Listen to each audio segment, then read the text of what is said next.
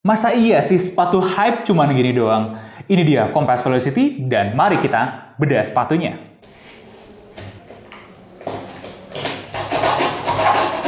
Untuk suatu sepatu, barang ini. Halo guys, Dimas di sini dan kali ini kita bakal bedah Kompas Velocity sesuai janji yang kemarin-kemarin lah. FYI aja, kompas yang udah di tangan kita ini adalah V1 dan kita dapat ini dari end user yang katanya juga udah nggak terlalu nyaman pakai sepatunya sampai akhirnya dia mutusin buat lepas jual sepatunya. Dan kita beli untuk eksperimen bedah kali ini. Langsung aja teman-teman, kalian bisa lihat box khas Kompas di sini dengan siluet gazelle-nya ya.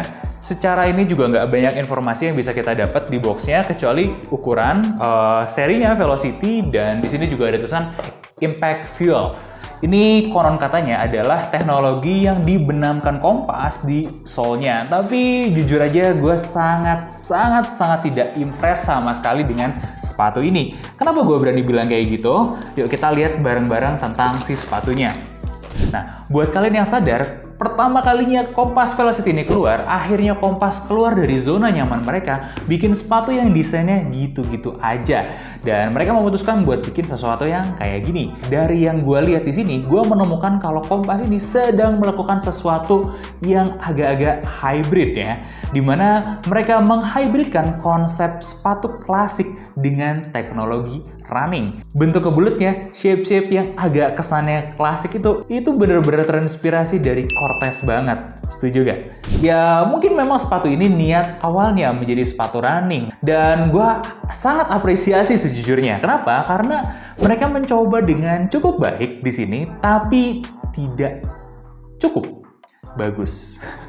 Ya, cukup baik tapi tidak cukup bagus. Beberapa dari kalian mungkin udah nonton review singkat shortnya tentang sepatu ini atau juga review singkat di TikTok tentang sepatu ini. Dan kita semua juga berpikir kalau sepatu ini banyak kurangnya. Tapi intinya, setahu kita memang sepatu ini adalah rilisan pertama dan sepertinya memang dibikin agak terburu-buru. Gue akan langsung summary aja beberapa kekurangan yang kita temuin ya dari sepatu ini. Kayak sepatu ini tuh tidak bisa mijak dengan sempurna. Kanan dan kiri punya kemiringan yang berbeda. Dimana kalau kalian perhatiin, saat kita tes sepatunya digoyangkan ke kanan dan ke kiri, sepatu ini tuh bergerak dengan cara yang berbeda. Dan kita curiga ini terjadi pas proses pemasangan solnya. Dimana saat proses pemasangan solnya dan pressingnya, sepatu ini tuh mengalami tekanan dan panas yang cukup signifikan. Dan memang untuk bahan sol ini sepertinya dia tidak kuat. Sehingga menimbulkan ya posisi-posisi yang tidak seharusnya seperti ini. Selain itu juga kita notice banyak banget lem yang bleber dan kurang rapih. Ada apa ini sebenarnya? Tapi nggak semuanya jelek, kita harus apresiasi beberapa hal di antara sepatu ini, yaitu idenya, insole-nya, dan bahan yang mereka pakai untuk sole ini sendiri.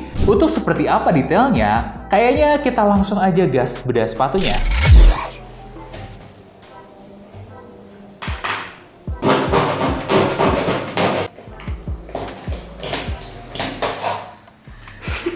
Nih, lihat ini karbon apa bisa dibeginiin?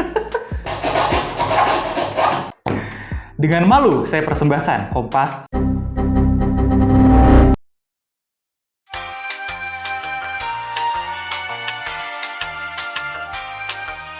Dan ini dia guys, Kompas Velocity.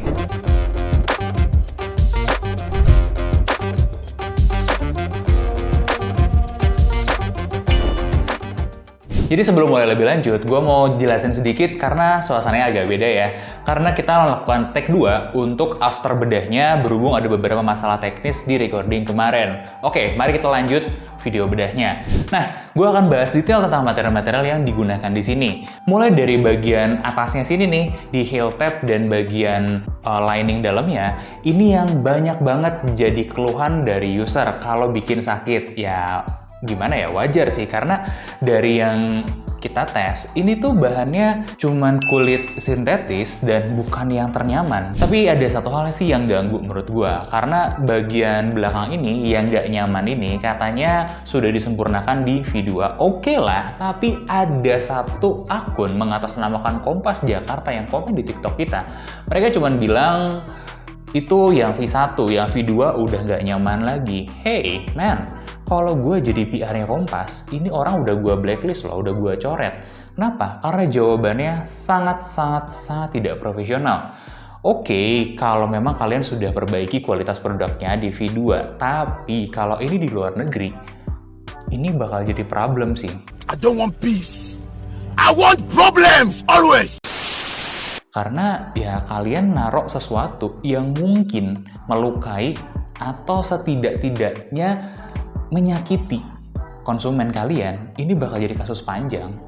Dan gua rasa, kalau kalian memang ngelakuin kesalahan, admit dengan gentle, kalian kasih tahu audiens kalian, para buyer kalian, kalau memang, hey, mohon maaf, kami melakukan kesalahan di produk sebelumnya, tapi kami sudah perbaiki, dan kalian genuinely address permintaan maaf itu. Oke, next kita akan lanjut ke beberapa material dulu, sebelum kita bahas beberapa hal lain yang sepertinya miskonsepsi di masyarakat tentang sepatu ini. Yang pertama, gue akan bahas material uppernya ya. Nah, material uppernya ini jujur sangat-sangat mengingatkan gue pada sepatu era tahun 80-an. Kalau kalian tahu di era 80-an ada Nike Vandal namanya, dan di waktu itu, di era itu, nilon menjadi salah satu penanda zaman di mana tahun 80-an sangat ramai sekali sepatu-sepatu yang menggunakan bahan ini. Ini sekarang adalah bahan murah meskipun banyak banget nilon-nilon yang kualitasnya bagus. Kalau gue lihat di sini sebenarnya bahan nilon yang dipakai sama Velocity ini termasuk yang udah cukup oke kok. Ciri-cirinya apa? Kalian bisa lihat secara mendetail. Di sini woven dari nilonnya itu sudah cukup rapat. Jadi bedanya nilon yang murah dengan mahal itu adalah ya bahan wovennya yang rapat ini. Tapi jujur, kalau gue disuruh milih, disuruh ngelihat ini, gue tidak melihat ini sebagai sesuatu yang positif atau bagus. Karena meskipun kesannya retro dan jadi penanda zaman di masanya, ini tuh bukan material terbaik untuk sepatu zaman sekarang. Karena secara breathable-nya pun, ini tuh nggak bagus-bagus amat. Meskipun memang karena ini fabric ya, ada celah-celahnya, tapi dari hasil tes breathable kita, itu hasilnya nggak oke. Jadi udara itu susah banget nembusnya ke dalam sini. Ya kita ngerti sih kenapa. Karena selain bahan nilon yang ininya rapat banget, yang wovennya rapat banget ini, di atas dan di bawah, di bagian liningnya, sepatu ini masih dilapisin sama semacam busa lagi ya. Meskipun empuk, tapi ya ini juga akan ngaruh sama breathability sepatunya. Jadi kalau ditanya apakah sepatu ini panas, udah jujur-jujuran aja yang pernah pakai. Kompas ini nggak adem. Kemudian bagian suede ini juga, jujur waktu gue lihat, gue udah skeptis kalau suede ini fake. Karena ada beberapa hal yang menurut gue agak ganjel sih. Dan kalaupun suede ini asli, kondisinya udah mati. Dan ternyata setelah kita bedah, kita cek, kita menemukan kalau suede ini tuh ya memang ternyata suede asli. Cuman kondisinya aja bisa gue bilang udah mati. Kenapa? Karena ini udah kering banget dan kasar. Meskipun suede ini masih agak lentur, tapi jujur aja, kalau kalian pegang, ini nggak halus. Ya adalah sedikit sisa-sisa halusnya, tapi kerasa banget kalau suede ini udah kering. Dan ini yang kita sebut suede mati. Coba Kompas cek deh sama supplier kalian, kok bisa-bisanya kasih bahan kayak gini? Atau kalian emang sengaja pilih bahan kayak gini? Gue rasa enggak lah ya buat brand sekelas Kompas. Karena ada beberapa hal yang menurut kita jadi hal yang positif. Kayak kalian bisa lihat di bagian lidahnya ini tuh bener-bener ngingetin kita sama Nike Blazer. Mulai dari unfinished dan raw-nya di sini gitu ya. Tapi man, meskipun gue sangat appreciate sama aura vintage-nya yang berusaha kalian keluarkan itu, gue sangat-sangat kecewa sih sama kualitas finishing-nya. Di bagian lidah sepatu bagian kanannya, ini lemnya udah lepas dan kelihatan banget woven-nya itu udah rusak, ada benang-benang yang lepas, yang hilang sampai jadi gimana ya, kalau bahasa di Bandungnya itu rawis-rawis kayak gini. Dan ini menurut gue keterlaluan sih buat sepatu yang masih baru gitu, umurnya masih baru beberapa bulan. Oke, kita lanjut lagi ya sama bagian sininya. Stripe gazelle khasnya Kompas ini, dan ini tuh pakai kulit sintetis. Ya to be expected lah buat sepatu di range harga segini, karena memang bahan kulit nggak murah kok, dan kita mengerti sekali lagi. Satu yang gue puji, justru bagian ininya, bagian stripe ini, itu kerasa jauh lebih enak daripada bagian liningnya. What man? Kenapa kalian pilih bagian ini lebih halus dan lebih enak daripada bagian lining yang justru akan ketemu kaki dari si user? Why? Kemudian kita lihat lagi nih soalnya. Nah, bagian soalnya ini bahannya pilon. Dan ini juga salah satu yang pengen gue appreciate banget sama Kompas. Kenapa? Karena bagian sol ini gue rasa mereka develop sendiri kok. Dan salah satu kelebihan di bahan pilon ini lebih tahan dari namanya crumbling. Kelebihan selanjutnya adalah empuk. Ya bayangin aja kayak busa gitu ya. Jadi pilon ini adalah campuran material, komposit material, dan salah satu kelebihannya adalah empuk. Gue harus akuin kok, ini empuknya memang cakep. It was perfect. Perfect. Dan hasil tes durometer kita kurang lebih hasilnya segini. Di angka segini, ini sudah cukup empuk buat sepatu karena banyak banget sepatu-sepatu merek lain yang memang berkisar di angka 25, 27, dan sekitar itulah ya, dan under 30. Dan Kompas masih masuk ke range itu. Makanya gue bilang pun ini sebenarnya termasuk empuk. Tapi lagi-lagi ada sesuatu yang sayang. Meskipun material midsole-nya ini empuk, kita tidak merasakan keempukan yang sama waktu mijak di sepatunya. Sini gue jelasin kenapa. Ada satu hal yang ngeganggu yaitu platnya, atau kita biasa sebutnya sanks. Sanks ini akan menjaga arc kalian biar tidak collapse. Tapi bagian yang aneh menurut gue itu adalah dia naruh sanks justru di bawah midsole, bukan di atas midsole seperti kebanyakan sepatu-sepatu pada umumnya. Dan ini juga yang menjadi salah satu kontribusi kenapa sih kalau pakai Kompas itu gerakannya jadi kaku sekali. Setelah dibelah, kita baru bisa nekuk segini. Sebelum dibelah, kalian lihat deh tekukannya gimana. Susah banget, sulit banget, dan bayangin aja pakai sepatu ini buat lari. Gue berani jamin kalian bakal sakit banget. Oke, kita lanjut lagi ngomongin soal plat karbonnya.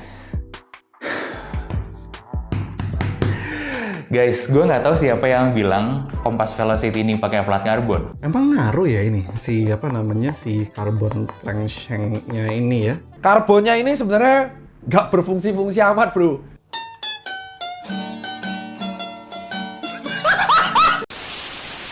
Karena saking penasaran, gue sampai browsing ke websitenya Kompas untuk mencari tahu apa sih material yang mereka gunakan di bagian ini. Ternyata mereka sama sekali tidak nulis kalau mereka pakai plat karbon di sini. Material yang mereka pakai adalah thermoplastic polyurethane untuk sanksnya, alias plastik bos. Dan ya ini plastik biasa yang gampang digergaji pakai gergaji tangan setipis ini. Ini kalau kalian pengen lihat detail materialnya di sini ya. Ini adalah material termoplastik yang mereka gunakan sebagai sanksnya di sini. Dan ini adalah karbonnya dalam bentuk stiker bergambar karbon. Buat kalian yang mau marah, tahan dulu. Karena ingat sekali lagi, Kompas sama sekali tidak pernah menyatakan kalau mereka pakai plat karbon beneran di sini. Gue berani bilang ini nggak ada fungsi apa-apa banget sih buat di sini. Satu-satunya kemungkinan mereka mau ngejar yang namanya torsion system yang diaplikasiin Adidas di sepatu-sepatunya. Karena kalau kalian tahu anatominya, misalnya aja gue ambil contoh Ultra Boost. Dan di situ gue menemukan kalau si bagian torsion systemnya Ultra Boost itu masuk ke dalam, dan kira-kira posisinya itu akan sekitar di sini, bukan di bawah sini banget. Fungsinya apa? Dia memang berfungsi sebagai sanks. Dan buat kalian yang punya pengalaman dengan Adidas Torsion System ini, boleh coba tambahin di kolom komentar gimana rasanya pakai Adidas Torsion System itu. Balik lagi ke Kompas, kita ngelihat di sini ya, dia cuma naruh midsole tebal di sini aja. Midsole-nya empuk, yes empuk, gue akuin. Tapi karena dia tidak bisa bergerak dengan baik gitu ya, keempukan ini jadi nggak terlalu berasa. Buat berdiri lama, yes of course mungkin oke, tapi untuk berlari, enggak. Untuk olahraga, enggak juga. Buat nongkrong di coffee shop, maybe. Jadi ya fungsinya di situ aja. Gue berani bilang fungsi apapun yang mereka taruh di sini cuman gimmick. Tapi bang, gimana dengan impactful yang ada di dalam sepatu ini? Oke, kita sudah menemukan bagian yang mereka sebut sebagai impactful. Bagian impactful yang mereka taruh di dalam sini, ini sebenarnya cuma lapisan tipis dari bahan EVA dengan kadar karet yang lebih tinggi. Ya, ini seharusnya bisa kasih kelenturan ekstra buat sepatunya. Tapi nyatanya enggak. Kelenturan ini ditahan sama kekakuan sanks dari plastik yang ada di bawahnya. Jadi for what man mereka naruh bahan ini? Gue curiga sebenarnya impactful ini tuh untuk menjaga tumit kalian, untuk ngasih kenyamanan atau keempukan ekstra buat di tumit kalian. Tapi menurut gue sih nggak terlalu berasa ya, nggak terlalu ngaruh ya. Mungkin gue rasa Impactful ini nantinya akan punya efek yang bagus kalau konstruksi sepatunya, konstruksi solnya diganti dan dirombak total. Gue pengen kasih satu pujian mendalam tentang si solnya. Lo mungkin gak banyak yang ngeh, tapi material yang dipakai solnya Kompas ini beneran bagus. Meskipun dengan beberapa kekurangan. Yang pertama, bagian fabriknya ini tuh bener-bener ngingetin gue sama material-material yang sering dipakai sama Nike dan Adidas. Yes, mungkin mereka taruh material tipis buat insole-nya, tapi bahan fabriknya ini bagus loh. Nah, terus kemudian ini gue pikir si solnya pun mereka develop sendiri loh buat bagian tonjolan di arc-nya ini buat nge-support, kemudian lengkungannya di sini, di heel-nya. Ini gue belum nemu soal lain yang seperti ini. Gue rasa memang mereka dapat sesuatu lah dari hasil penelitian mereka sehingga mengembangkan insole seperti ini. Meskipun begitu, ya gue harus point out beberapa kekurangannya. Nah, soal ini lebih mahal daripada soal-soal lain. Let's say kita lihat ya, soal 910 yang udah kita bedah di sini. Nah, soal 910 ini jujur lebih empuk, lebih enak daripada soal Kompas ini. Tapi soal 910 ini kalau kalian pernah kayak semacam pameran footwear gitu ya, brand-brand footwear, ini tuh bisa diimpor dari China atau ada juga banyak lokalan-lokalan yang udah banyak pakai insole kayak gini dan harganya tuh nggak mahal. Beda sama ini kelihatan banget sih originalnya. Kemudian beberapa bagian lain ya soal, ya balik lagi sih soal empuknya ya nggak empuk, sama sekali nggak empuk gitu, bahkan kaku.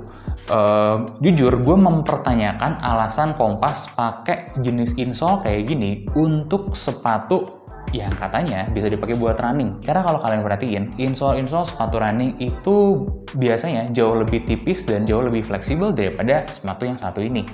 Karena ya sakit pak running pakai insole kayak begini. Untuk mastiin dari segi kenyamanan, kita coba juga tes drop ball ke sepatunya untuk lihat seberapa besar sih bounce-nya dari si sole sepatu ini sendiri. Dan surprisingly memang bagus kok. Terus untuk soal bobotnya juga kita timbang dan kurang lebih kita dapat angka segini, 400-an gram dan ya nggak terlalu buruk buat sepatu casual. Oke, lanjut lagi kita tes bagian yang lain ya. Nah, seperti yang kalian lihat, di dalam sini sepatunya udah pakai Strobel Stitch. Dan ini sesuatu yang bagus sebenarnya untuk sepatu apalagi under 1 juta. Tapi Strobel Stitch ini kalah jauh rapinya sama brand-brand yang lebih murah daripada si Kompas. Beberapa hal lain yang bisa kalian notice di kekurangan rapian Strobel Stitch ini, jaraknya dari satu jahitan ke jahitan yang lain itu tidak sama. Bahkan beberapa jahitan itu lurus dan beberapa jahitan lain miring. Balik lagi ke yang tadi yang gue bilang, pabrik yang produksi Kompas ini jelas belum siap untuk inovasinya Kompas. Ya, atau mungkin gue harus bilang Kompasnya belum siap buat inovasi mereka sendiri sih.